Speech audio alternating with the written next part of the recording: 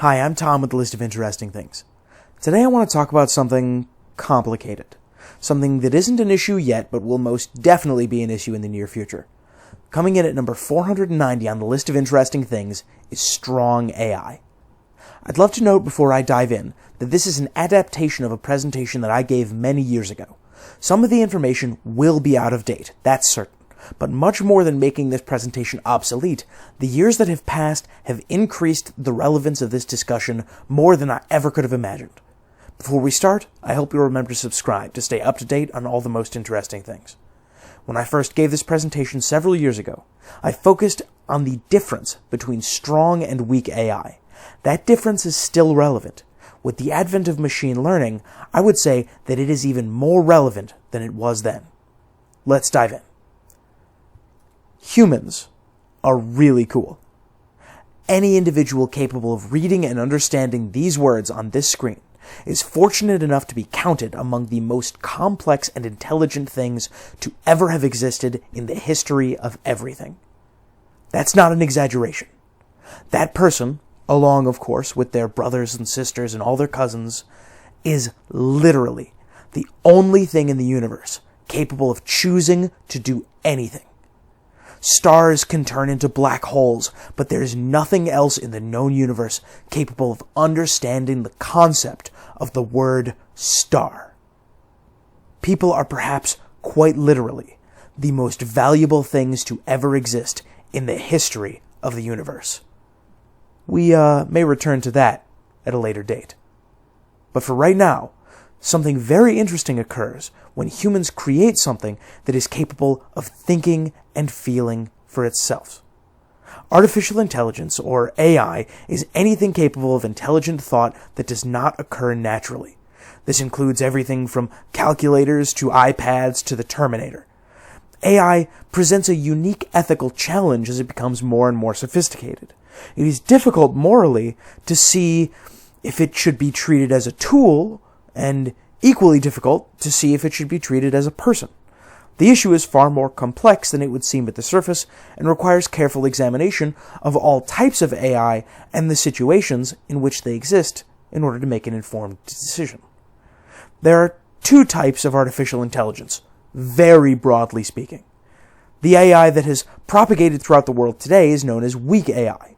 This is the AI that can be found in every piece of AI-enabled technology that currently exists on Earth. In essence, everything from Siri to self-driving cars are a complex series of if-then statements. Again, very broadly speaking. Siri receives a certain set of syllables in a certain order and outputs a response from a certain predetermined set of possibilities. Things like voice recognition software are weak AI. They have the ability to record information and change their outputs accordingly, but they cannot learn in the human sense.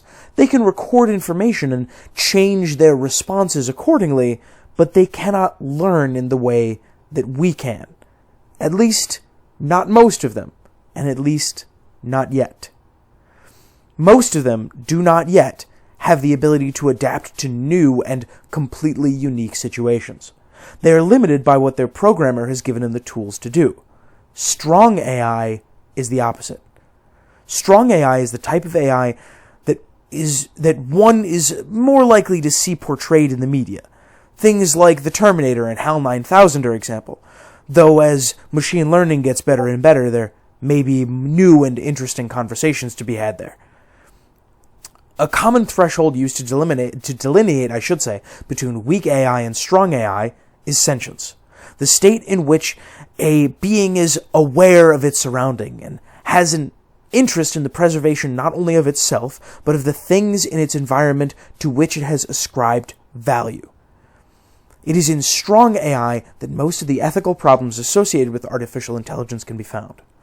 Unlike strong AI, weak AI cannot think and cannot feel. It is difficult to propose an ethical argument for the preservation and the prevention of abuse of weak AI. It is for that same reason that it's difficult to protect rocks on moral ground. They have no feeling and therefore are not considered morally relevant by most metrics. The problems with strong AI, though, are as follows.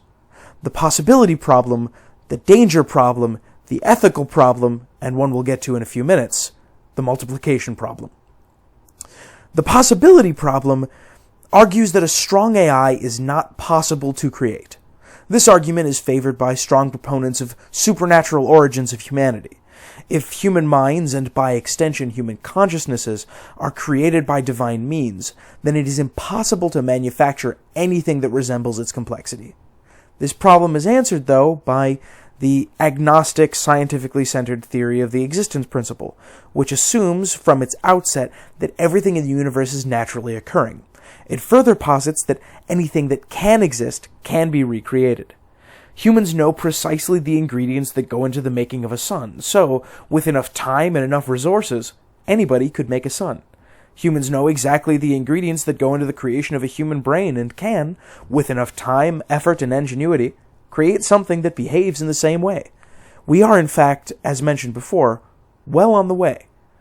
The danger problem is the most daunting and, without a doubt, the most famous of these four problems. It draws on and is fed by the fears of AI entities in media like Arnold Schwarzenegger's titular Terminator and James Spader's Ultron in the Avengers film series. This fear is not without its merit. If strong AI is created, then it certainly has the ability to escape humans' control, rendering it what is generally referred to as rogue. That is, an AI that refuses to or becomes incapable of listening to orders. Ray Kurzweil is one of the biggest proponents of such theories. In his 2005 piece, The Singularity is Near, Kurzweil expands upon and popularizes the theories of author and mathematician Vernor Vinge. Kurzweil proposes the possibility of an AI entity possessing infinite intelligence. The theory can be paraphrased as follows. If humans ever create an AI capable of creating an AI more intelligent than itself, it will be the most momentous moment in human history. That AI will, by its very nature, be capable of creating an AI more intelligent than itself, which will in turn be capable of creating an AI more intelligent than itself, creating a positive feedback loop. Each successive generation of AI will be more powerful than the last. Indeed, the gap between the second and third generations will be exponentially larger than the gap between the first and the second. It will be created exponentially faster, too. Within several generations, the AI created will be more intelligent than the sum of all the computing power of all the human brains that have ever existed. Several generations after that, its power will be beyond human capability for understanding. Because each successive generation is exponentially more powerful than the last, and each generation takes exponentially less time to create, the power and intelligence of this entity can be considered infinite. This entity is known in science fiction as the Singularity. This entity is capable of existing. There is no physical law preventing it. It may exist already if some alien civilization has surpassed us and created it already. Indeed, if you subscribe to the infinite worlds theory of the universe, which proposes infinite Earth-like planets with infinite technologically advanced races, then it stands to reason that it must already exist. A technological god spread across galaxies, older than the suns it orbits. I promise, this entity scares me just as much as it scares you. I promise. It gets more real every day, and I am increasingly aware of that possibility. This may be a topic of a future video, but it is a terrifying prospect, and as such, does not belong on this list. It's not what I want to talk about today. The danger and the possibility problem both deal with the initial creation of strong AI. The ethical problem and its derivative, the multiplication problem, both deal with the treatment of strong AI after its creation. This is what we're interested in today. The ethical problem of artificial intelligence presupposes that an AI has been created that is at least as intelligent as the average human. It is, as all strong AI are, capable of adaptation and of traditional emotions to at least the degree of self-preservation. The ethical problem deals with the problems inherent to the existence of a man-made creature that thinks, feels, and acts like a human. A specific example, I think, is required to truly visualize this scenario. One posits that a strong AI has been created. How do we deal with it? Let's suppose that we create it in a laboratory. It has been named Cave, after one of its creators, and it thinks and feels just as a human does.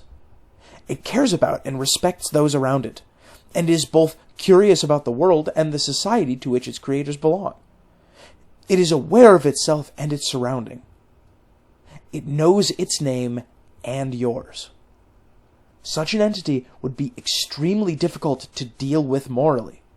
Should one consider Cave a piece of property like a cow or a tractor, simply a tool to be used to make its user's life easier and its affairs more efficient? Or should one consider Cave a person, and give Cave a place in society? The latter course of action is the one prescribed by some more abstract forms of utilitarianism, which posit that all moral decisions should be made with the greatest good for the greatest number of people as the end goal. If Cave can be considered a person, because Cave speaks and thinks and acts like a human, then it should become he or they, and Cave should be given a place in society. The situation becomes more complicated when one considers the multiplication problem. It is a natural derivative of the ethics problem in this discussion. It explores the inherent concerns that arise with the creation of many strong AI of the same type. The value of Cave's life could become next to nothing when one can create 100,000 Caves with a simple copy-paste function. If one considers all of the strong AI property, then the life of Cave would be meaningless when another could be created with the push of a button. When a thinking, feeling, meaning, and freedom-seeking Cave is considered defective. Let me say that again. When a Cave that thinks and feels and seeks freedom and meaning is considered defective.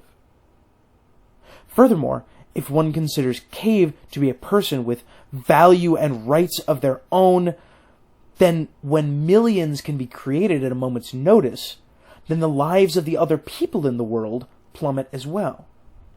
It's a grotesque form of inflation, in which value is measured in people instead of bills. If one person is, as supposed above, among the most valuable things to ever exist in the history of the universe, how valuable does one person become when there are infinite people? Strong AI are, by their nature, more intelligent than humans. They can procreate much more quickly, and for all intents and purposes, they are immortal. How do we deal with the possibility of such a creature existing? This is the part of the discussion in which I open the floor. I say to the audience, what do you think? If such an individual were capable of being created, and you knew that it was being created, would you endorse its creation? Would you stop it? What would you do with that individual once it's made? Would you make more? Would you give it the rights to self-determination or civic engagement or procreation? This may seem abstract to you. It's a strong concept to wrap your head around.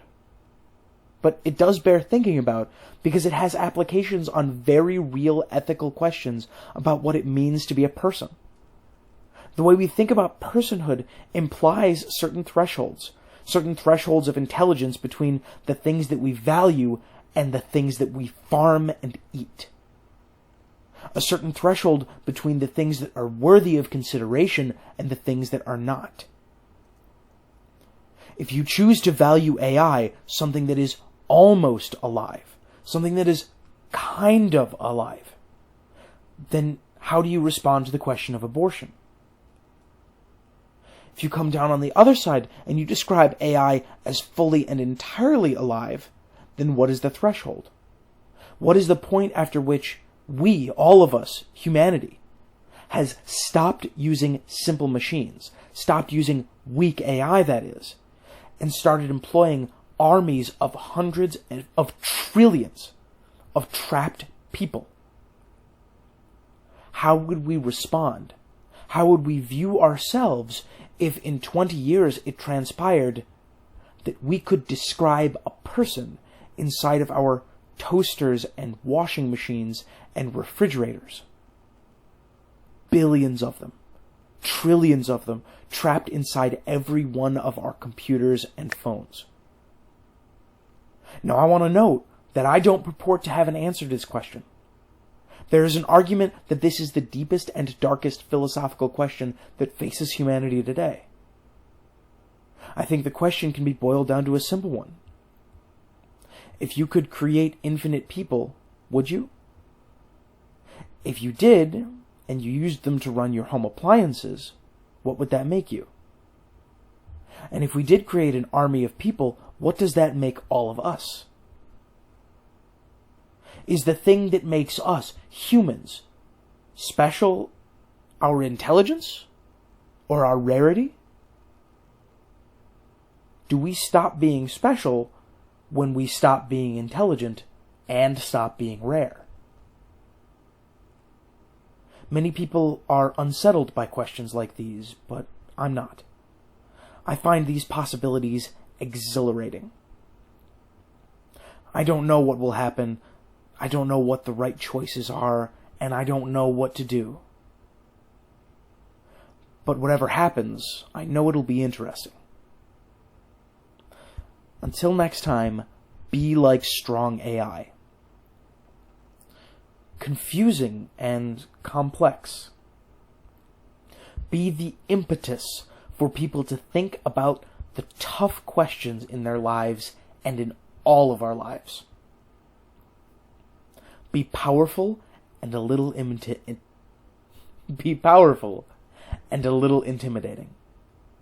And above all, be interesting. I'll see you next time.